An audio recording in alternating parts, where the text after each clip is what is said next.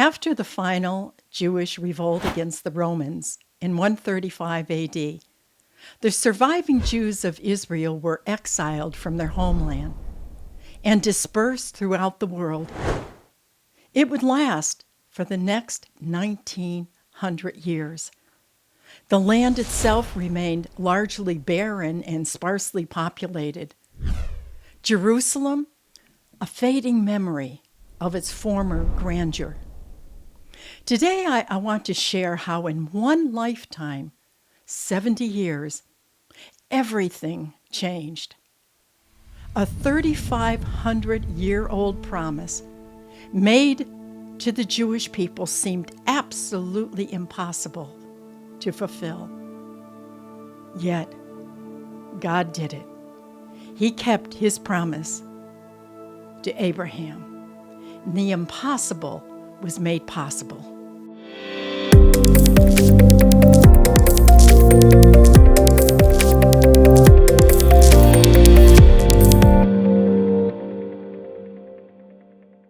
Welcome to Israel Unveiled.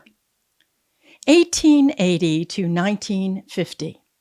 I can think of no other time in modern history that has so impacted the Jewish people and Israel as those years. They were a scattered people living in exile.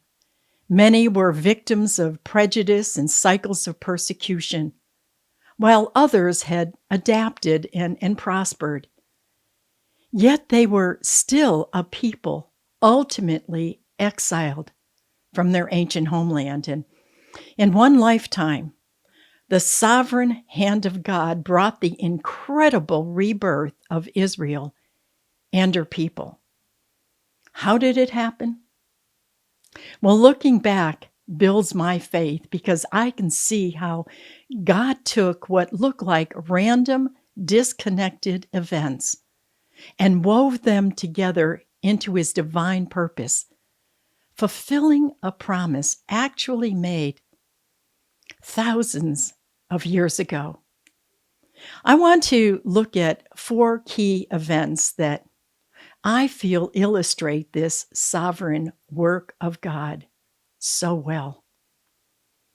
A common language is the bedrock for building communication and unity in a nation. After the destruction of the great temple in Jerusalem under the hand of the Romans, the final dispersion of the Jews took place. And over time, they eventually adapted to the culture in which they found themselves, and that included their language. So the Hebrew language, as the common spoken language of the Jewish people, fell out of use. It was eventually reduced to use in religious rituals, prayers, and written texts. Something so significant to national identity was eroded. The Old Testament describes the power in speaking the same language. In Genesis 11, it relates how the whole world speaking the same language decided to build a tower to heaven that would glorify themselves. And God sees this, and he responded, "Come, let us go down there and confuse their language so that they may not understand one another's speech." Even today, when we meet someone that we really connect with, we might say something like, "We speak the same language." Language then brings people together. It unifies. Lithuanian Jew Eliezer Perlman recognized the truth of that. He carried a burden to see the reestablishment of a national Jewish homeland in Palestine, then under the Ottoman Turk Empire. And he became convinced to achieve the kind of unity that would be needed, a revival of the Hebrew language was essential. He was a real visionary. He was determined to develop religious Hebrew into a modern common language that could be spoken by the people. And in 1881, Perelman left Lithuania for Palestine, still under the Turks. And on that voyage, he and Devorah, his newly married wife, agreed that they would only speak Hebrew once they landed. He changed his name to Eliezer Ben-Yehuda, son of Judah. And in 1882, Devorah gave birth to a son, and they named him Ben-Zion Ben-Yehuda, son of Zion. After his mother's death, he changed his name to Itamar ben-Avi. Itamar, a name his mother loved, and Ben-Avi, which means son of my father. But hearing no other language spoken than Hebrew, young Ben-Zion became the first native speaker of Hebrew in modern times. And for the next 50 years, Eliezer Ben-Yehuda continued his work. He created the first Hebrew dictionary, including not only biblical words, but new words for a modern era.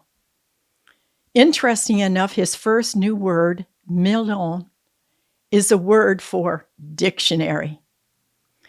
Out of many nations, God was making the Jewish people one.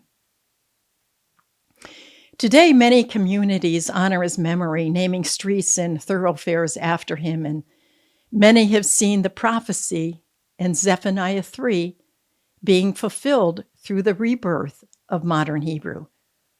For then I will restore to the people pure language, so that all of them may call upon the Lord and serve him shoulder to shoulder.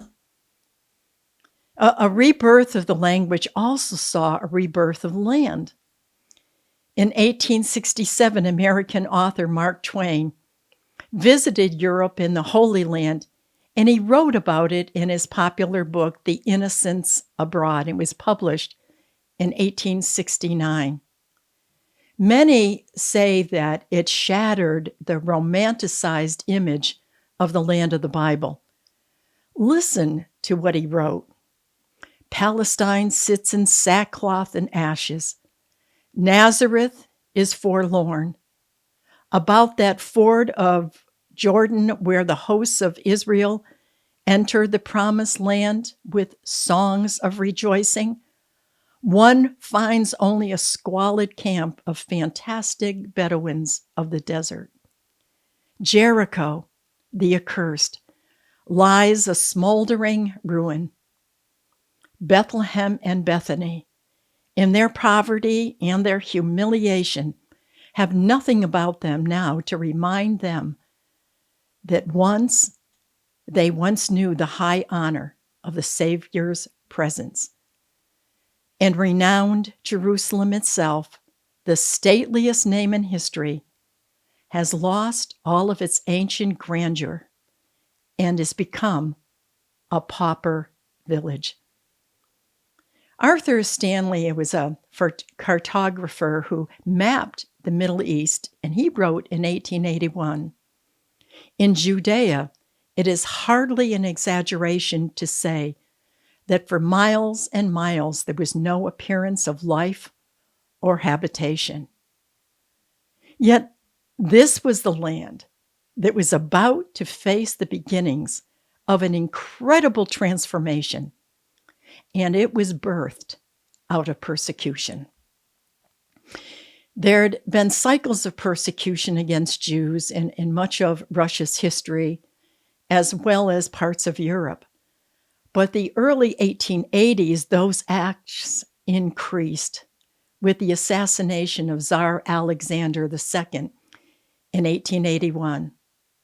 Pogroms against Jews increased in severity and regularity for those living in the Pale of Settlement. The Pale of Settlement was the great areas where Jews were assigned to live. And they faced a life with little resources, great poverty, oppressive laws, among them severely restricting them from owning land. And as oppression increased, Jews in larger numbers began to look to Palestine, their ancient homeland. It would begin with a group of 14 university students, idealistic and ill-prepared. They barely survived the inhospitable land, but larger groups of pioneers, better prepared for the harsh, demanding life, soon followed. And they would drain the mosquito-infested swamps from land that was purchased from absentee landowners in Damascus at inflated prices. And those pioneers coaxed the land back to life in their collective farming settlements. And life was difficult and demanding, and many could not survive their rigorous life. There were few conveniences and private ownership non-existent. Their sacrifices became the undergirding for a new nation. There would begin 5 waves of those from Russia and Europe coming to make Aliyah, a word that means to ascend. A land that had remained dormant for close to 2,000 years was coming back to life.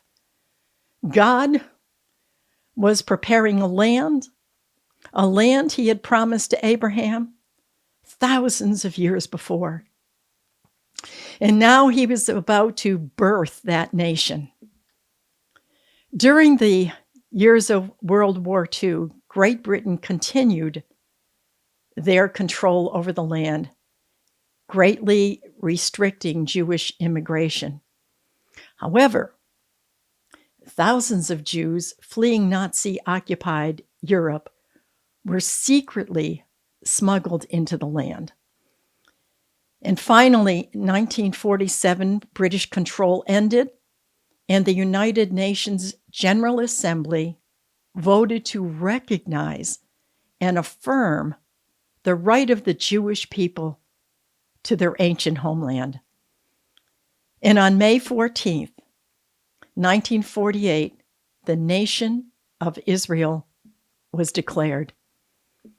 Prophecy made thousands of years ago was being fulfilled, and the doors opened for hundreds of thousands of Jewish survivors of the Nazi death camps to come. In the next 2 years, from 1948 to 1950, thousands upon thousands more came fleeing from increased persecution in neighboring Arab nations. God's promise in Deuteronomy 30, verse 5, was being fulfilled. The Lord your God will return you to the land that belonged to your ancestors, and you will possess that land again. Then he will make you even more prosperous and numerous than your ancestors. Not only the people were coming, but the nation of Israel fulfilled just as Isaiah said. Who has ever seen anything as strange as this? Who ever heard of such a thing? Has a nation ever been born in a single day? Has a country ever come forth in a mere moment? But by the time Jerusalem's birth pains begin, her children will be born. Would I ever bring this nation to the point of birth and then not deliver it? Asks the Lord. No, I would never keep this nation from being born, says your God. First a language, and then next a land, then a people, and finally a sovereign nation. All restored, as God said, one lifetime, 70 years.